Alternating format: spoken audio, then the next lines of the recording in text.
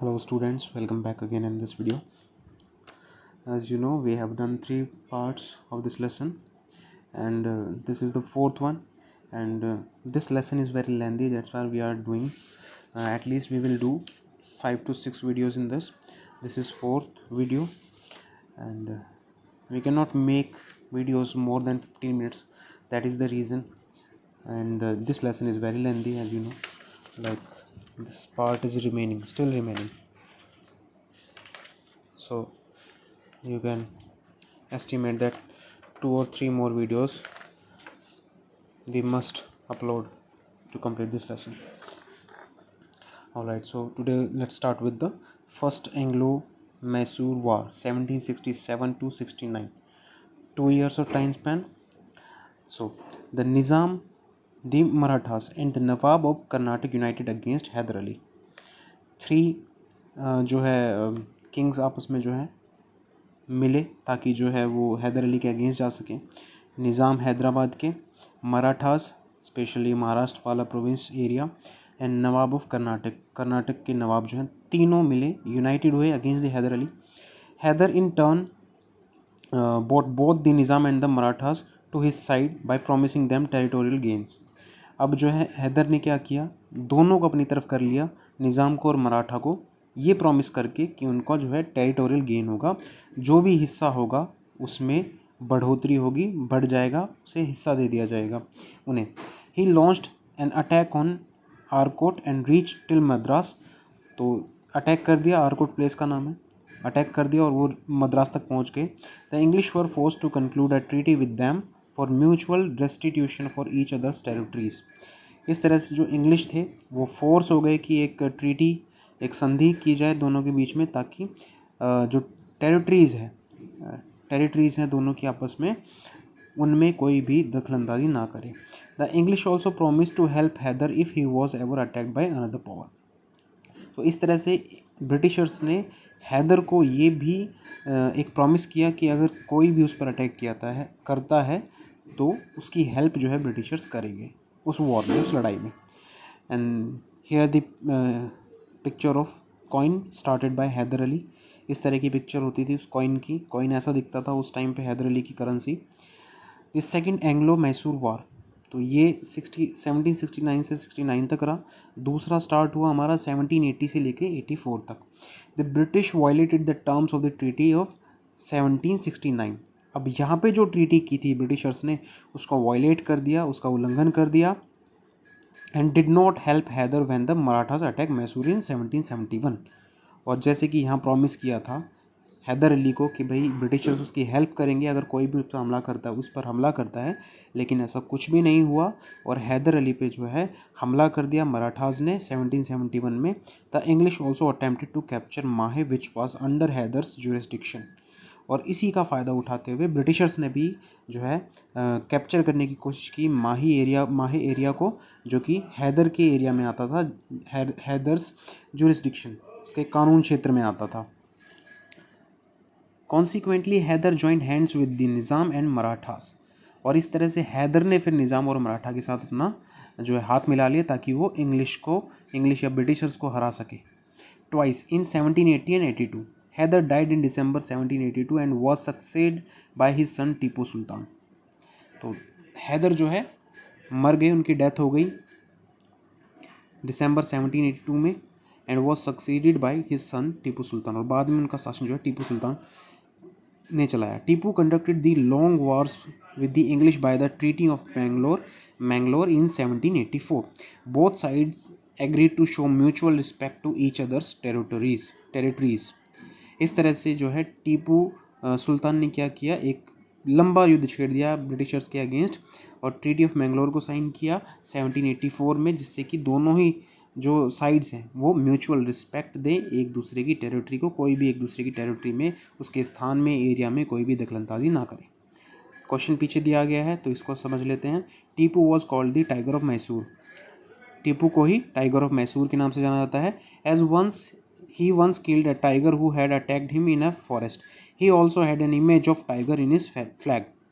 तो टीपू सुल्तान के एरिया में जो फ्लैग इनके राज्य में होता था उसमें एक शेर, इसकी टाइगर की, बाघ की फ़ोटो भी है.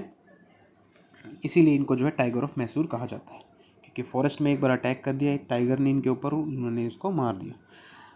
नेक्स्ट है हमारे पास द थर्ड एंग्लो मैसूर वार। तो पहला था एंग्लो मैसूर वार, निज़ाम मराठास और नवाब of Karnataka against Haider Ali.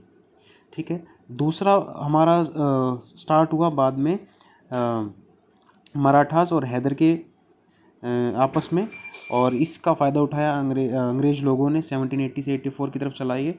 Then बाद में जो है हैदर अली ने इसका अपने हाथ मिला लिया निज़ाम से और मराठा से अंग्रेज़ों को हराने के लिए। अब ये है थर्ड वॉर।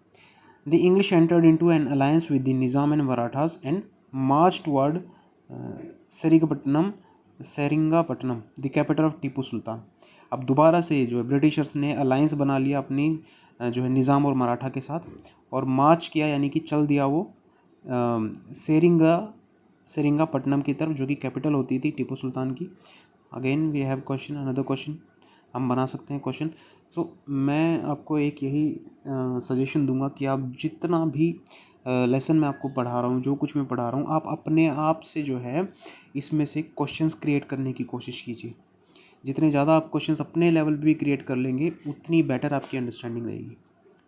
कोशिश कीजिए कि मैक्सिमम आप किसी एक पैराग्राफ में से भी कितने क्वेश्चन बना सकते हैं और पूरे लेसन में से कितने क्वेश्चन बना सकते हैं।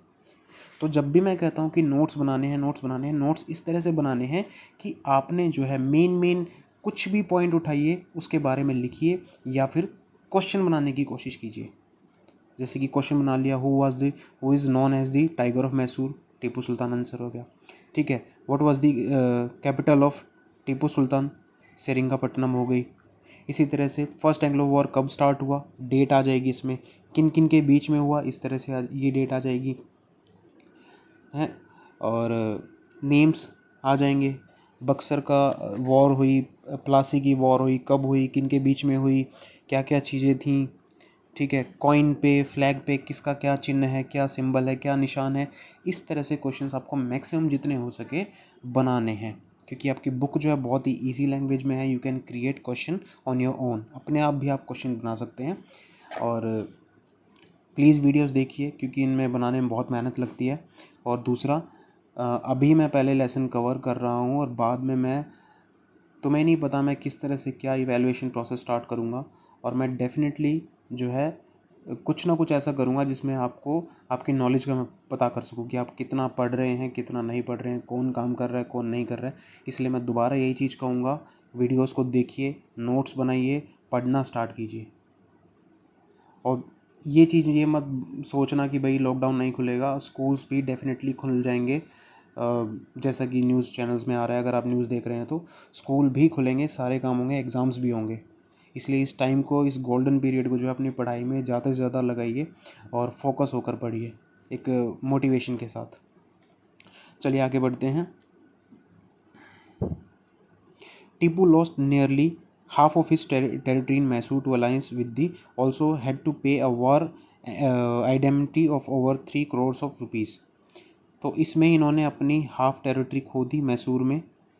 ठीक है, और लड़ाई हो गई थी इनकी आपस में, जैसे कि इंग्लिश अलायंस बना के निज़ाम और मराठास के साथ टीपू सुल्तान पर हमला कर दिया था, उसकी कैपिटल पर 70s। अब देखिए ये लाइन मैंने छोड़ दी थी। दो टीपू फोर्ट बेवरली, बहुत ही ब्रेवली उन्होंने मतलब साहस के साथ लड़ाई लड़ी। He had to satisfy himself by treaty of Seringapatam in 1792। एक ट्रीटी पे उन्होंने साइन किए सेरिंगापट्टनम के। Tipu lost nearly half of his territory in Mysore, Mysore की आधी ज़मीन, आधी टेरिटरी जिसमें उसका राज होता था वो खो दिया। At the allies and also had to pay war indemnity, उसको युद्ध के लिए जो पैसा दिया जाता है या फिर जो पैसा देना पड़ता है उस एक अमाउंट के रूप में 3 करोड़ रुपए देने पड़े। The fourth Anglo Mysore war in 1799 में फिर दोबारा से वॉर हुई, fourth Anglo Mysore war, in order to completely deprive Tipu of his territories. इस तरह से टीपू को पूरी उसकी ज़मीन से हटाने के लिए या कहें कि वंचित रखने के लिए the British again marched against him 1799। तो 1799 में दोबारा से ब्रिटिशर्स ने उस पर हमला किया। In this war Tipu died after showing tough resistance and Seringapatam was captured by the English. तो इसमें फोर्थ एंग्लो मैसूर वॉर में जो है टीपू सुल्तान की मृत्यु हुई। तो इस तरह से ध्यान रखेंगे कि किस वॉर में जो है टीपू सुल्तान की डेथ हुई और किस वॉर में जो है हैदर अली की डेथ हुई। तो सेकेंड एंग्लो मैसूर वॉर था वो, उसमें डेथ हो गई थी। तो इस तरह से क्वेश्चंस आपको जो है बनाने हैं। फिर देखिए, they also annexed the territories of Kanara, Coimbatore, Dharmapuram and the entire sea coast of Mysore. Annexed ये वर्ड आता है, इसको बोलते हैं फोर्सफुल पोजेशन, कि किसी भी व्यक्ति की या किसी सामान के ऊपर हम अपना हक जमाएं फोर्सफुली, इसको नेक्स्ट वर्ड का मीनिंग ये होता है। नेक्स्ट अब देखते हैं the Anglo Maratha wars 1775 to 1818 तक ये चला। जो है the British had got a test of Maratha strength and power during its struggle in Mysore. तो ब्रिटिशर्स को मराठास की जो है स्ट्रेंथ का पता चला जब उन्होंने उनके साथ हाथ मिला करके जो है टीपू सुल्तान पर हमला किया और मैसूर के स्ट्रगल में।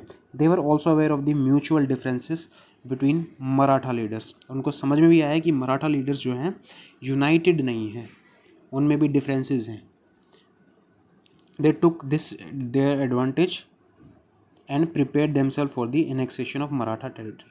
और इसी को ही जो उन्होंने हथियार बनाते हुए कि उनके आपसी जो डिफरेंसेस थे, आपसी मनमुटाव मतभेद जो थे, उसका फ़ायदा उठाते हुए उन्होंने जो है मराठा टेरिटरी को एनेक्सेशन किया, यानी कि फोर्सफुल उस पर जो है अपना पोजीशन या फिर कब्जा जमाने की कोशिश की। अब आएगा first Anglo Maratha war. After the death of fifth Peshwa Narayan Rao, his uncle Raghunath Rao wanted to ascend to the gaddi. तो गद्दी पाना चाहते थे वो, उसके uncle. In order to fulfil his desire he joins hands with the English. और अपनी जो है दोबारा से एक बार इसको देखते हैं, फ़ोन हिल गया था। The first Anglo Maratha war after the death of the 9th Peshwa Narayan Rao. Peshwa Narayan Rao उनके 9वें जो राजा थे, हिज अंकल मराठा एम्पायर में, his uncle Raghunath Rao wanted to ascend to the gaddi. तो उसके अंकल रघुनाथ राव है गद्दी हथियाना चाहते थे। In order to fulfil his desire, अपनी इच्छा की पूर्ति के लिए he joins hand with the English, उन्होंने हाथ मिला लिया ब्रिटिशर्स के साथ।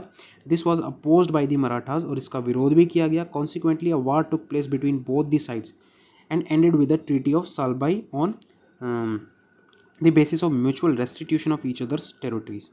और इस तरह से एक ट्रीटी एक संधि पे साइन किए गए ताकि वो एक दूसरे की टेरिटरीज को रेस्टिट्यूट कर सके, दखलंदाजी ना कर दें एक दूसरे की टेरिटरी में।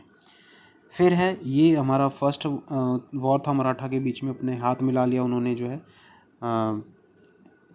गद्दी पाने के लिए। सेकंड अब देखते हैं the Peshwa Bajirao murdered Vithoji and brother of Jaswant Rao Holkar in turn defeated the combined armies of the Peshwa and Daulat Rao Scindia. Peshwa और दौलत राव सिंधिया की कंबाइंड आर्मीज को हरा दिया। Bajirao was force to flee Bassein where he signed a treaty with the English. तो ये भी एरिया का नाम है बेसिन। उस एरिया को जो है छोड़ने के लिए मजबूर कर दिया और ट्रीटी पे साइन किए इंग्लिश के साथ, इंग्लिश लोगों के साथ, thus establishing British control over Poona. और इस तरह से जो है ब्रिटिशर्स का कंट्रोल हो गया पूना पे। ये पेशवा बाजीराव है, या आई डोंट नो बाजीराव वो मूवी वाला बाजीराव है या क्या है, जो भी है, बट स्टिल हम इस तरह से इसको देखेंगे। English troops were now stationed at Mysore, Hyderabad, Lucknow and Poona. इस तरह से जो है ब्रिटिशर्स की ट्रूप्स, उनके जो सैनिक थे वो मैसूर में थे अपना स्टेशन, या उन्होंने एक तरह से जो हम बोलते हैं ना कि एक स्टेशन, जैसे कि एयरफोर्स स्टेशन है, आर्मी स्टेशन है, कोई भी एक प्लेस, इस तरह से ब्रिटिशर्स ने अपने मैसूर, हैदराबाद, लखनऊ और पूना में अपने अपने जगह इस्टेब्लिश कर ली, जहाँ पर वो अपना जो है सैनिकों को रखते थे और उससे जितने भी हथियार वगैरह होते थे वो सब। The British forces also defeated Daulat Rao Scindia and acquired all his territories. तो ब्रिटिश फोर्सेस ने डिफीट किया दौलत राव सिंधिया को और उसकी सारी टेरिटरीज को हथिया लिया। Jaswant Rao Holkar also come face to face with the English. और जसवंत राव का भी सामना हुआ ब्रिटिशर्स के साथ, and but was defeated by deprived of his position. और उसको हरा दिया गया और उसके पोजीशन यानी जितनी भी जो उसकी चीज़ें थी वो हथिया ली गई। The English gained control over Orissa, territories north Yamuna river including Agra and Delhi. इस तरह से उड़ीसा में, आगरा और दिल्ली में भी ब्रिटिशर्स का अधिकार हो गया। ये कॉइन है हमारे दौलत राव सिंधिया के इस तरह के। इससे पहले हमने हैदर अली के कॉइन देखे थे, वो कुछ इस तरह से दिखते थे।